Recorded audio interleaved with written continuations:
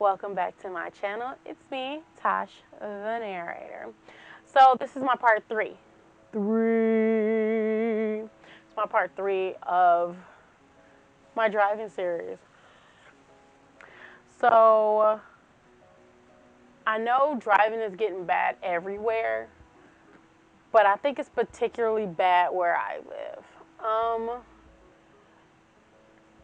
Not only people do not pay attention, no matter if you're in the suburbs, urban, ha ha ha ha, I said urban, suburban, urban, whatever part here and there, country, people don't know how to drive. They act like once they have to do all right and spiffy, and once you pass, you don't have to redo it again. It makes me think that they should come up with another test that you got to do, like not the can you see test, can you drive test, or they need to start putting like little chips. They already got chips to follow you everywhere. Just little chips in the car reporting to like the DMV how you driving, not your insurance company. Half of these accidents wouldn't happen if people will actually just stop and look around. I'm already paranoid. I'm extra paranoid since my car accident incident, which you should go watch the video. And the fact that people still don't slow down, they weave through traffic. I've seen several car accidents. Like I was at my boy's barber shop, and they got a bunch of surveillance cameras everywhere. Literally in a blink of an eye, an accident happened. We was like, what happened? We need to know what happened. So it was just funny. I was happening to be having a bag of popcorn, and I was eating it. So it was a comment that was said, where did she get the popcorn from? I just happened to be having popcorn, okay? I just happened to be having, okay? Don't judge me. So it ended up, he tried to go around, he was speeding. He ended up trying to go around a truck, jumped the curb, hit the light pole, swung into the oncoming traffic, and missed my car by literally 2 feet while my daughter was in the car. Missed it by 2 feet. I'm like, He didn't have insurance. They parked the car, waiting for somebody to come. Like, oh, this can be fit. You got to reset everything. The airbags deployed. That light pole came, boom, down. So it got me wondering, like, do these people really got their license, or did somebody just say, here's a car, drive? I don't understand that notion of that mindset. Like, here's a car, drive. You can drive. You don't need a license to drive. No, legally you need a license to drive because you got dumb people out on the road that want to kill people and kill themselves. Like I had an incident where I was pulling out of a library and a car swung past me, cussing at me like it was my fault. The fact that both sides of the parking lot of the street, not the parking lot, the parking side streets, were full of cars. That ain't my problem. I don't understand the ideology of people.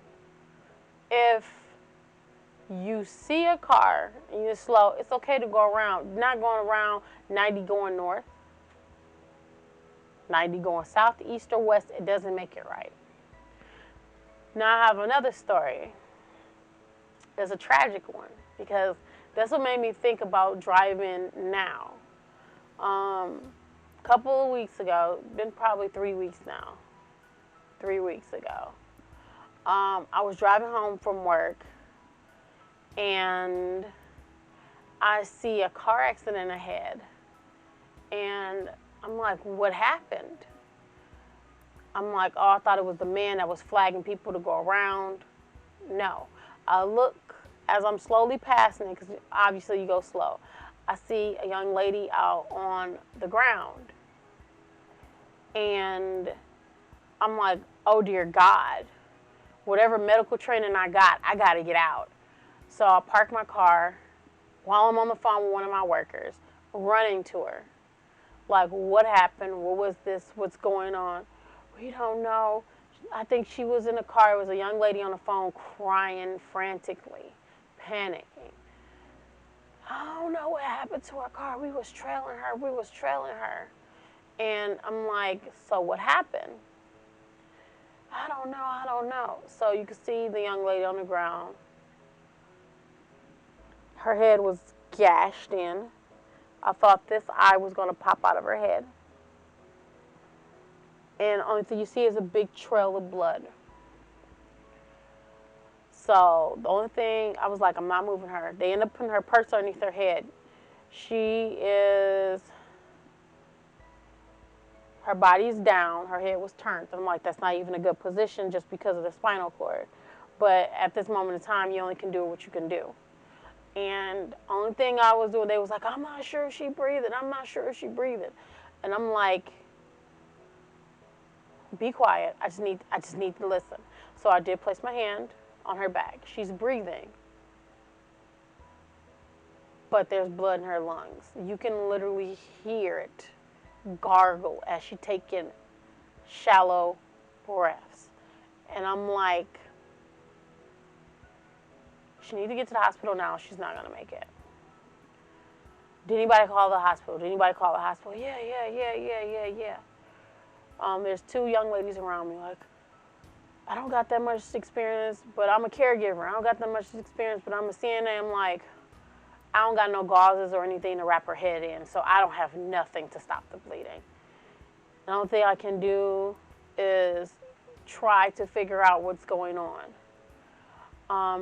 The one young lady started praying in the background, and there was another young lady who was like, what is that sound? She still had her music going on in the car. She was like, we have to contact the last person she was talking to, who happened to be her sister. So we ended up contacting her sister, like, we need to know your sister's name. I don't remember her whole name, but I know her name was Deja. And she was like, her name Deja. We like, she just got into a car accident. She going to freighter. She just got into a car accident. She going to freighter. And, okay, we're going to get there. And I'm like, ambulance just got here. The police just got here. Y'all need to meet her up there ASAP. Obviously, I let professionals take over. Okay. As I'm listening, I'm like, okay, I already knew that. Fractured ribs, knew that. Blood in lungs, knew that. Blood loss, I already knew all of this. I'm like, if she survives, she's going to have severe brain trauma. There is no way in the world she wasn't going to come out of this unscathed. If it was like God touched you. So fast forward last weekend, so 2 weeks after that, I've been looking on the news. I don't even watch the news. I was looking on the news, and I was like, I haven't heard anything about what's going on out there and anything like that. But I went to go get my nails done. Shout out to my nail tech. So when I was leaving the place, after my daughter went to physical therapy, we was leaving the place. I'm like, what is this? Is a party? What's going on here? I tried to get in my car. This guy had his door open. I said, oh, okay. Well, can I please get in my car? He was like, yeah, sure. He was like, I'm sorry. We just been going through some stuff, emotions. And I'm like, going through what motions? And he was like, this is my niece's wake. And I said, wait a minute. What is your niece's name? And he was like, her name was Deja. I said, that's her? He was like, yeah, you heard about it? I said, no, I was there. And he was just kind of baffled. He kind of stepped back like, you was there? I said, it never made the news. How did I know that this is everything that went on? How did I know that this? And I started giving him exact things of what happened and where it happened. He was like, oh my God, they would love to talk to you. I was like, even though this is a family gathering to celebrate or to mourn, it should be between family. And he was like, but they would love to talk to you because they didn't know what was going on. And I'm like, I understand that. And they're free to talk to me if they ever see me. I'm okay with telling them that. But Um, I decided not to go. One, I did have other appointments I had to do, but two, it was just like a really bad thought process to it, and all this could have been prevented if she wore a seatbelt and she wasn't speeding. All of this. I'm not saying that this is her fault because nothing is no one's fault. They think the transmission locked up on her, and that's what caused the accident. But it still goes to show you speeding doesn't help the situation either. Like, I'm terrified when I go over a certain speed limit, and this right here just kind of put more of like a stamp on I'm not going to be speeding anytime soon. Man, it was just sad. That was sad. Well, you like my story? I suggest you like, share, subscribe. Stay beautiful.